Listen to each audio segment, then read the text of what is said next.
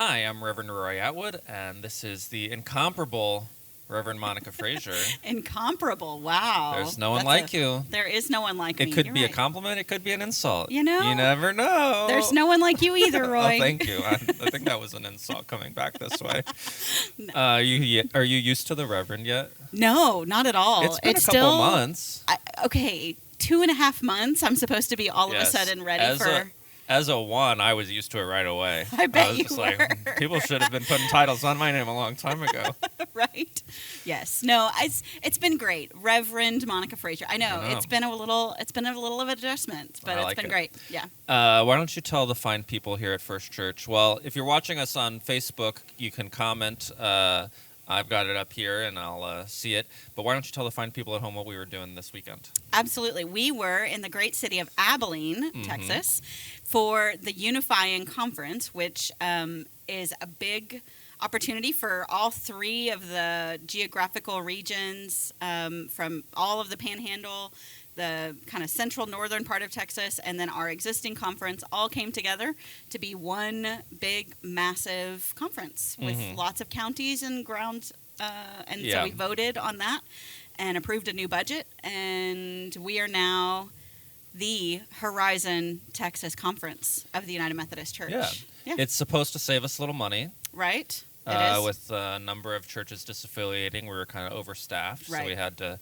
But everyone's apportionments, which are kind of the taxes that the local church pays to the high up important people, right, to do all sorts of great things. Right. A little less bureaucracy, maybe, yeah, and a little bit more opportunity to be together under one big umbrella. Yep. Yeah. So it was good. It was this idea, the theme sort of uniting together. It was good. Even I think kind of at an election time. Sure. There's kind of a stream of division that runs through the country at this time. So really? To have this, Is there really? Is there really? I'm shocked. Unfortunately. So to have this time of we're unifying together, it was nice, even though it was unifying under a different, pretense. Right. And, West Texas is beautiful. Although there was a big debate among some of the clergy, do you consider Abilene part of West Texas or not? I heard rumor of this debate. Yes, there and was that a debate. It was... Originally, someone said no, adamantly, but then it was later confirmed, definitely part of West Texas. They see themselves as West Texas, so I like to identify people the way they like to identify. Yes. Hence, I'm not going to tell someone that they are or not from West Texas. Right. They can figure that out themselves. So we recently passed our mission statement, and just to remind everyone what it is, it's to magnify God's love for all people by creating space for belonging, purpose, justice, and joy. Yes. What's your favorite part of the mission statement? I've gone back and forth. I've had different favorites at different seasons, but in this moment right now, magnify God's love. I like the idea of magnifying God's love. Every time people throw me off because I think they're going to pick one of the four core functions, belonging, purpose, justice, and joy. But then Elizabeth said creating space is her favorite part. And then Aaron also, if I remember correctly, said creating space was his favorite part. And now you're saying magnifying God's love is your favorite part. Okay, well, if I have to pick one of the four... No, you don't. Tell me why the beginning part's your favorite. I think the beginning part for me is that we believe we can do this magnifying of God's love through those four things, and they're all important. But the point is to magnify God's love, right? There's so much baggage right now around faith being a place of judgment that our lead point is to magnify God's love for all people. That to me says this is who we are, this is what we believe we're about, that it's understanding God's love to be for all people and then just magnifying that, expanding that, blowing that up so all people can see it. I love the idea of magnifying in that way. There's a Martin Luther King Jr. quote that I really like that goes something along the lines of justice never rolls in on waves of inevitability. It requires us to be co-creators with God. Perfect. And so I like this part now that you're saying that like God's love exists in the world, but it will not be magnified unless we are the people to do it. Right. Absolutely.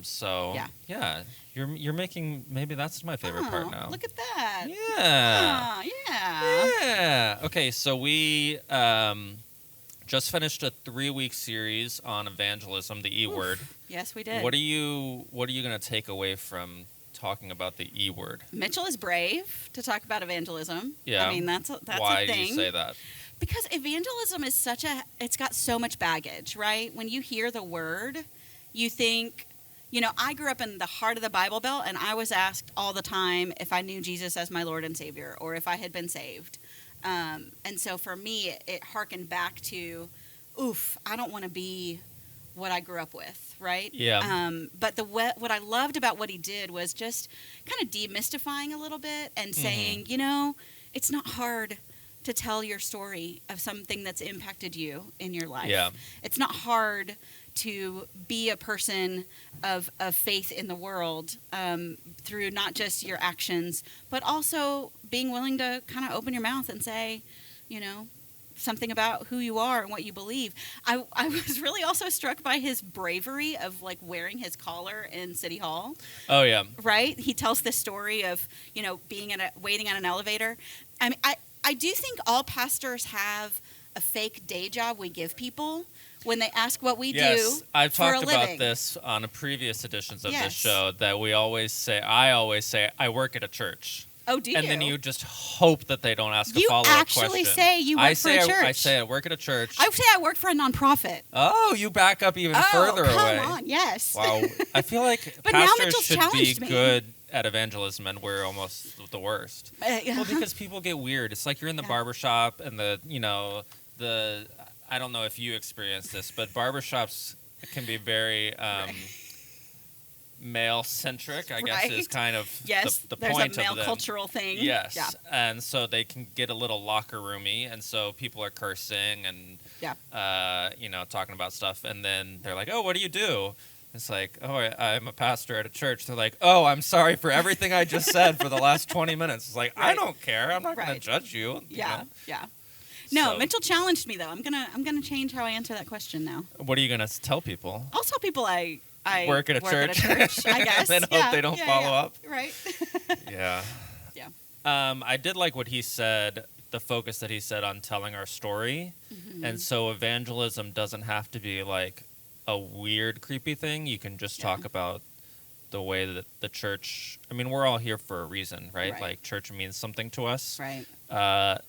Every year it gets easier to sleep in on Sunday morning or do whatever you want to do otherwise, because every year there are more and more options on Sunday morning. Right. And there's not the cultural pressure. Right. And every year the cultural pressure goes down. Yeah. So the fact that you're here means it means something to you, Absolutely. right? Either even if it's in person or online. Yeah. So why does it mean something to you? Why is that important to you? And just sharing that perspective is not really forcing anything on anybody, and we need to be comfortable with that. Right. There was somebody said a joke at the conference that we know Methodists are the nicest people because they take the longest time to ever invite someone to church. Yeah, it's once every 7 years. Yeah, once every 7 years. Hey, I don't know if you, but I go to a church, and I'll never bring this up for another 7 years if you don't say anything. Right. It's so low pressure. Yeah, exactly. So we're transitioning from evangelism into stewardship, which could be a bit of an awkward transition, but I think Mitchell will do it deftly.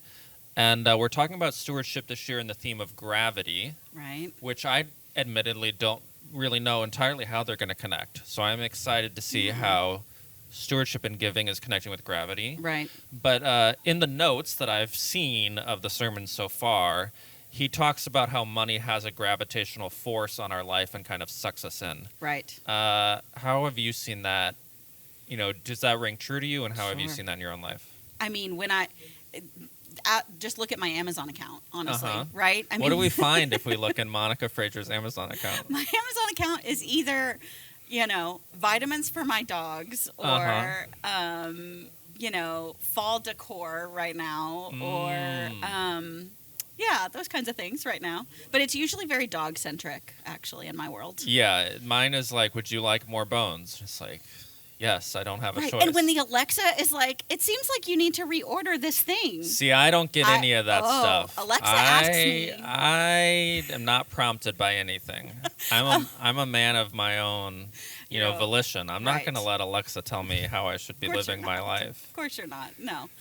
But I do think there is a sense of, this gravitational pull for me is, I go back to the idea of a budget is a moral document. I right? like that saying. That we say that to our politicians all the time. I'm always writing letters saying, our budget's a moral document and we're spending this much on this. And is that a priority we want to say is a priority?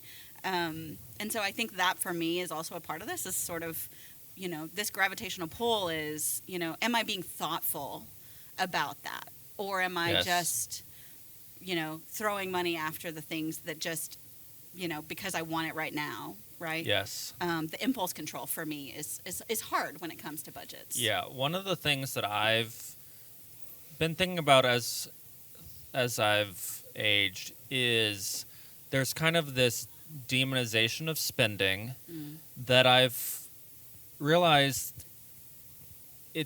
I don't know if you can go that far because our economy depends on spending. Like, people have jobs, besides us who work at nonprofits. Right. People have jobs because people have spent money on things, right? So there is a value in spending and not keeping it for yourself and helping to employ other people, but being thoughtful about how that spending is being done. Right. And, like, are you buying the cheapest knockoff from a country that doesn't treat people well? Right. Or are you spending that money in a way that's going to build up the people who are working to create it? Right. I was thinking about that scene in The Good Place, which, like, where, Michael, I don't know if you've seen this, but Michael realizes that humans have so many moral judgments in every single thing they do. Yes. They can't even buy a tomato. I think Anthony talked about it in a sermon. Right. Yeah. Yes. That you can't do anything, buy anything these days without having some sort of moral implication. Right. But to at least be a little more thoughtful about it. Right. In terms of where you're spending money. Yeah. I've been thinking about that lately. Yeah. Okay, so let's get into some announcements. Yeah. Let's see what we have here as I move the phone I away. have to say, too, I had to wear a pattern because you always wear patterned shirts. So you were intentional about it? about And so I intentionally chose a pattern. I kind of let you down a little bit because mine's not as exciting as yours is. Well, I was really hoping our patterns wouldn't clash, and I think they do okay. Okay, yeah, that's true. We're all right. Yeah, We're all my right. long sleeve ones have a little bit more intricacy sometimes, and so we didn't go that route today. Yeah, but Roy is not a solid guy, so I had to not do a solid. I'm very flaky. I'm very unreliable. And that's why I always wear patterns. I don't know that that's equivalent at all. Okay, announcements. One of the things I don't have on here because it's happening today is we're doing a lunch and learn about the Dallas City Ballot. Yes. If you can't attend that live or watch it online, email me. You can find my email address on the website, and I can send you a recording of that. It's going to be really interesting. Yeah. We have like 15 charter amendments for the city, and they're all very vague, and some of them are potentially very bad. And I'm not making any endorsements. You can make up your own minds, but that's what I've heard. We also have, coming up October 6th. Is that next Sunday already? That is next Sunday.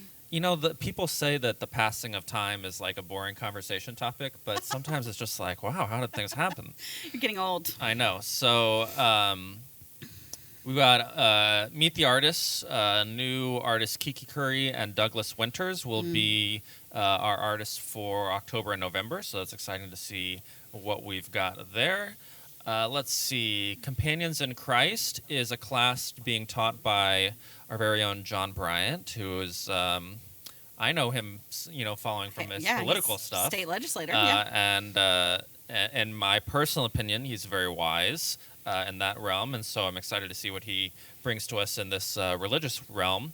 It's going to be a small group of fellow sojourners and studying prayer, meditation, contemplation, and discernment in a 28-week journey. That's a journey. 28-week down journey. The classical Christian path to achieving an authentic personal relationship with God. So that's starting next Sunday.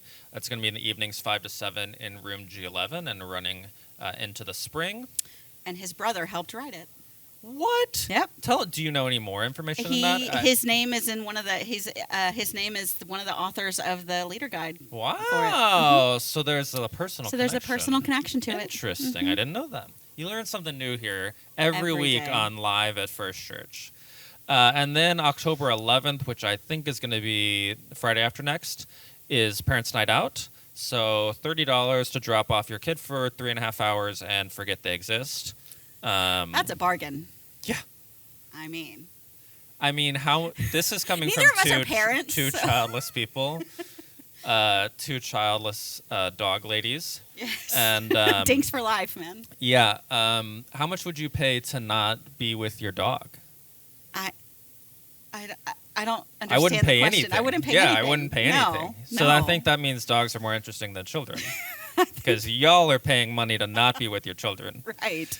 Oof. And then we've got a town hall meeting on October 13th, which is a couple weeks away after service. You can do that in person or online, as always. There's online registration in Realm. And we're talking about the Modern Worship Service, which will be soft launching this fall. Yep.